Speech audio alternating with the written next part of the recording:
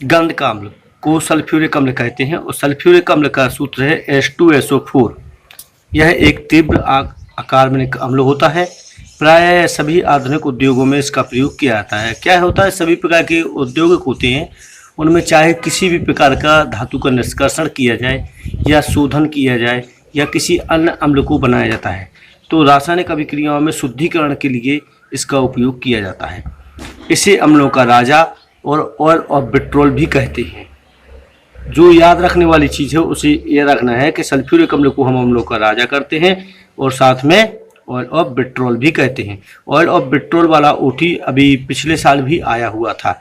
किसी देश के द्वारा सल्फ्यूरिक अम्ल का उपभोग जितनी मात्रा में किया जाता है उसका औद्योगिकरण क्या होता है उतना ही अधिक होता है। अतः क्या हो, देश के औद्योगिकरण का सूचक इसे माना जाता है। बड़े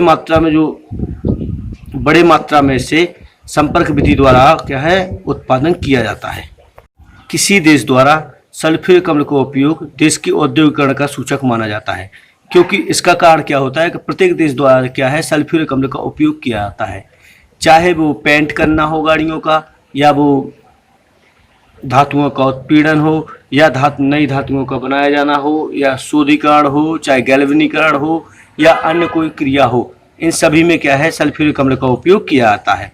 जो देश जितना अधिक मात्रा में सल्फ्यूरिक अम्ल का उपयोग करता है उसका औद्योगिक विकास उतना ही अधिक माना जाता है और इसे क्या है अम्लों का राजा और ऑयल और पेट्रोल भी कहते हैं।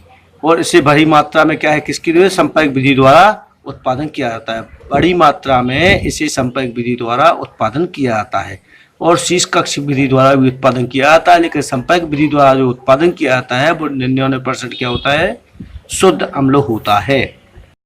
संरचना की बात करते हैं तो सल्फ्यूरिक अम्ल की संरचना देखने पर पता चलता है कि सल्फर परमाणु होता है वो 4 ऑक्सीजन परमाणुओं के साथ जुड़ा जाता है और 2 ऑक्सीजन परमाणुओं के साथ एक हाइड्रोजन जुड़ा जाता है। वहीं दूसरी ओर 2 ऑक्सीजन परमाणु डबल बंध के साथ या द्विबंध के साथ 2 ऑक्सीजन परमाणु द्विबंध के साथ किसके सल्फर परमाणु के साथ जुड़े रहते हैं और 2 परमाणु क्या होते हैं एकल बंध के द्वारा हाइड्रोजन परमाणु से जुड़े रहते हैं। गुण की बात करते हैं तो हम देखते हैं सल्फ्यूरिक अम्ल के कौन कौन से गुण हैं। सबसे पहला गुण है यह रंगहीन गंधहीन द्रव होता है और इसके साथ ही भारी द्रव भी होता है। नंबर 2, यह जल में हर परमाणु में क्या होता है विलय होता है, लेकिन क्या है कि तनुकरण सल्फ्यूरिक अम्ल का तनुकरण करने के लिए इसमें पानी को नहीं मिलाया जाता या जल को नहीं मिलाया जाता है। नंबर 3, इसे प्रयोगशाला में प्रतिकारक के रूप में उपयोग किया जाता है, अर्थात कहने का अर्थ है कि किसी भी अम्ल के रूप में इसे शुद्धिकरण के लिए उपयोग किया जा सकता है।